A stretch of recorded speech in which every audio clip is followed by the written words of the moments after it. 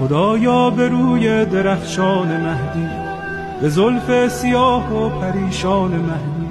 به قلب رعوفش که دریای داغ است، به چشمان از غصه گریان مهدی،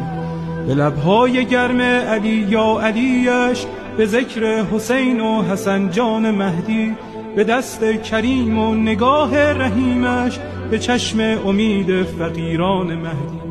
به حال نیاز و قنوت نمازش، به سبحان سبحان سبحان مهدی، به برق نگاه و به خال سیاهش، به عطر ملیح گریبان مهدی. مرا دائم الاشتیاقش بگردان، مرا سینه چاک فراقش بگردان، تفضل بفرما بر این بنده بی سر و پا، مرا همدم و محرم و همرکابه، سفرهای سوی خراسان و شام و عراقش بگردان.